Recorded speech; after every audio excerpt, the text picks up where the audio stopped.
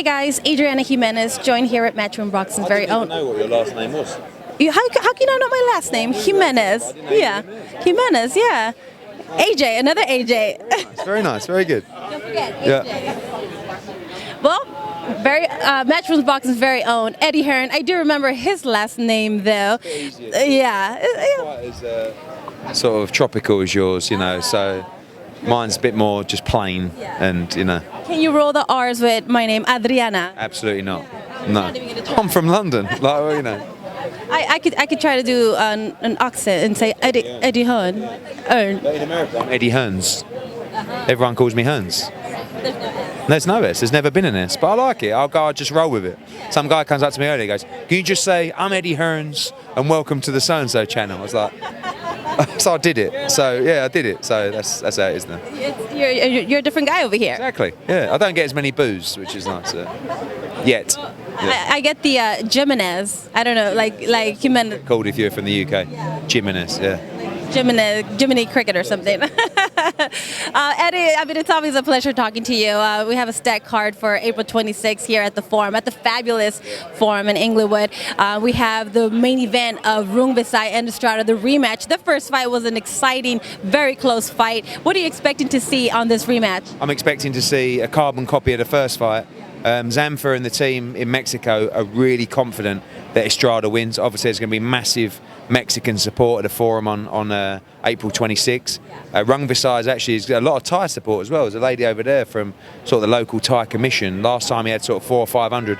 They expect over 1,000 Thai fans in the house. Be a mad atmosphere. Two great fighters, you know, and you know with their styles what you're going to get really. I expect another fight of the year contender and so many other great fights on the card. I mean, it's a stacked card from top to bottom. The second fight we're going to be seeing is between the two champions unifying. We have WBA champ Danny Roman with IBF champ TJ Doheny. That's a very exciting fight. They've both been wanting to unify, and they have it here. What do you expect? What are we going to see that night? Again, you're going to get a local guy, Danny Roman. I like to call him Mexican, but obviously he resides here in California. It's what the sport's about, you know, unifying the best v the best, champions v the champion. And, you know, TJ Doheny's a slippery, awkward, skilled customer. It's going to be a very difficult fight. I think the styles will gel really well. Danny Roman likes to come forward. He's very exciting. He punches harder than his record suggests. But Doheny's, like I said, he's very slick. He's very clever. I expect that to be a great fight and you know, a very important fight for the division.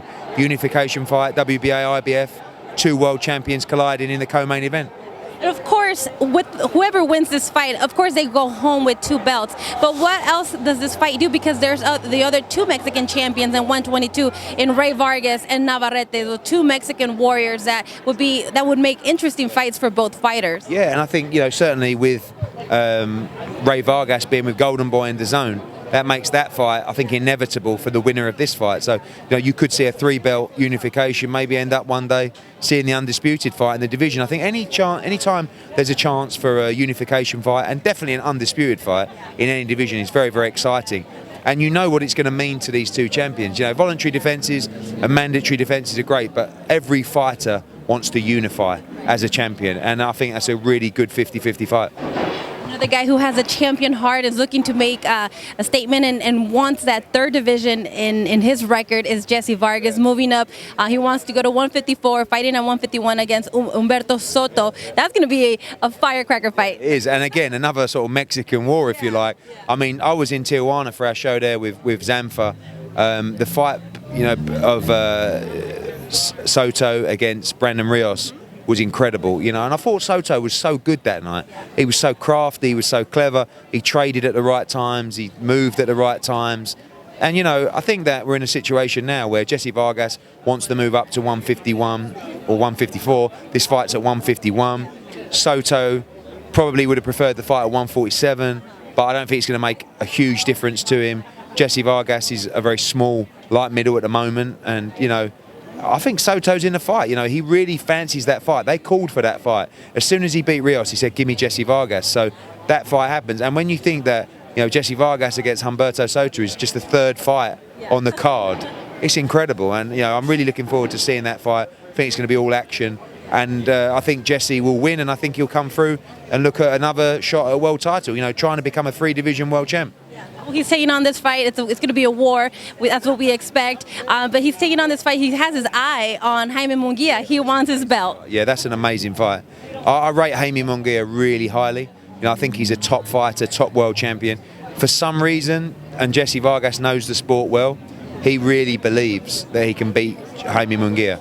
It's a great fight for Mexico. It's a great fight for America. It's a great fight for DAZN. I would love to see that fight at the end of the year. There's also the Liam Smith fight. He's with us now. I think Liam Smith against Jesse Vargas is a great fight. Jesse Vargas against KELL BROOK as well is a great fight. So, you know, there are other fights, big fights for Jesse, but he must win, and win well on April 26th.